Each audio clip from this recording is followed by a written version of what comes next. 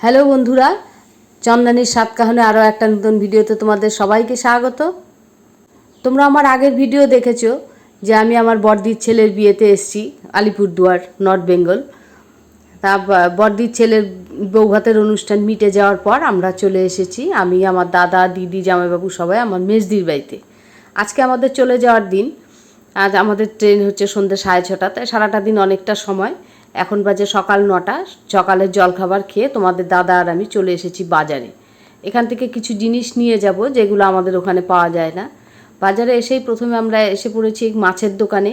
এখানকার বিখ্যাত মাছ আসাম এবং নর্থ বেঙ্গল দু জায়গাতেই পাওয়া যায় বরলি মাছ। এই বরলি মাছ তো আমরা ওখানে পাই না, সেই জন্য তোমার দাদার খুব ইচ্ছে হলো এখান থেকে একটু বরলি মাছ আজকে নেবে খাওয়ার জন্য। তারপর চলে এলাম বরলি মাছ নিয়ে আর একটা মাছ নিতে, যাকে বলে গুতুম মাছ। এই মাছটা খুব কম ছিল, যতটুকু ছিল 500 মতন, আমরা ওটাই নিয়ে নিলাম। এবার মাছ একটা দোকানে কাটতে দিয়ে আমরা চলে এসেছি সবজির দোকানে।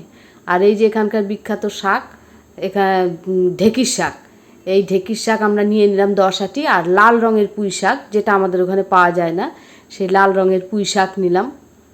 এগুলো আমরা নিয়ে যাব কলকাতায়। এরপর তোমাদের দাদা তো এত সবজি দেখে পুরো বাজারের মুড এসে গেছে, দাদা ঘুরছে কী কী নেওয়া যায়। এর মধ্যে দেখতে পেলাম লটকা। এই লটকা কিন্তু আসাম আর উত্তরবঙ্গ ছাড়া পাওয়া যায় না। তোমরা আমাদের কলকাতাতে পাওয়াই যায় না। তোমরা কে কে লটকা খেয়েছো জানি না, বেশ টক মিষ্টি একটা টেস্ট। তাই এখান থেকে আমরা 3 কিলো লটকা নিয়ে নিলাম। লটকা কিন্তু অনেক দাম, 70 টাকা করে কিলো নিল। এরপর আমরা চলে এলাম আরও কিছু সবজি নেওয়ার জন্য।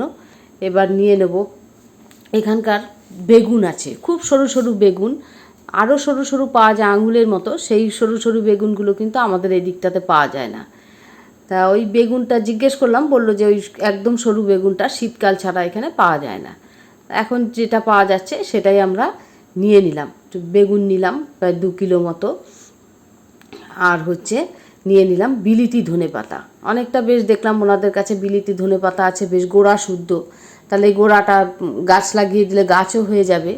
তাই এখান থেকে বিলিতি ধনেপাতা নিয়ে নিলাম। যেটুকু বিলিতি ধনেপাতা ছিল মোটামুটি 100 টাকা নিল বিলিতি ধনেপাতাটা। আমাদের সমস্ত বাজার করা হয়ে গেছে। এবার বাজার নিয়ে এখন আমরা বাড়ির পথে চলছি। আমরা যে টোটোতে গেছিলাম সেই টোটোওয়ালাটাকেই রেখে দিয়েছিলাম, তাই খুব সুবিধা হয়েছে বাজার নিয়ে আসার সময়। এবারে দেখো এদিককার পরিবেশটা, চারিদিক শুধু সবুজে সবুজ। এই সবুজের দৃশ্য দেখতে দেখতেই আমরা এখন বাড়ির পথে চলেছি। আর এই জঙ্গলে অনেক দিন পর দেখতে পেলাম সঠি গাছ। সঠি গাছ হচ্ছে যেটা দিয়ে বার্লি তৈরি হয়, যার গোড়াটা দিয়ে। সঠি গাছটা দেখতে অনেকটা কাঁচা হলুদ গাছের মতো, তোমাদের দেখাচ্ছে। এই হচ্ছে সঠি গাছ। আমরা চলে এসেছি বাড়িতে। এবারে বাড়িতে আসার অনেকক্ষণ পর তোমাদের সামনে আবার এলাম। এখন দুপুর, এখন আমরা খেতে বসেছি। আমাদের ছোটদের সবার খাওয়া হয়ে গেছে, শুধু আমরা এই কয়জন বাকি। আমরা খাচ্ছি আর আমাদের ছোটরা আমাদের পরিবেশন করছে। রিরো আর আমার দিদির মেয়ে আমাদের পরিবেশন করলো। এবার খাওয়া দাওয়া হয়ে যাওয়ার পর এবার রিরো বসে গেছে মশলা ড্রিঙ্কস বানাতে। এবার সবাই রিরোকে ঘিরে বসে গেছে, কখন রিরো মশলা ড্রিঙ্কস তৈরি করবে, মশলা ড্রিঙ্কস খাওয়া হবে। এখন বাজে সবে 3:30, তাই আমাদের এই মশলা ড্রিঙ্কসের আসরে ভীষণ আড্ডা, গল্প, অনেক কিছু জমে গেছে, বেশ গল্প হচ্ছে।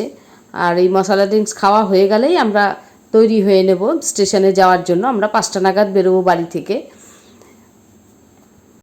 রিরো বেশ অনেকক্ষণ ধরে মশলা ড্রিঙ্কস বানালো, ভীষণ সুন্দর করে। মশলা ড্রিঙ্কস দারুণ হয়েছে খেতে। সবাই মিলে মশলা ড্রিঙ্কস খাওয়া হলো। গল্প হাসাহাসি তো চলছেই, গল্প আড্ডা তো এইভাবে চলতেই থাকবে। যত আড্ডা দেবে ততই দিতে ইচ্ছে করবে।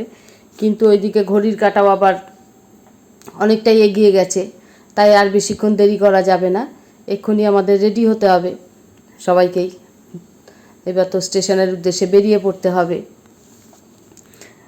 আজকের মতো ভিডিওটা তাহলে এখানেই শেষ করছি। দেখা হচ্ছে আর একটা নতুন ভিডিওতে।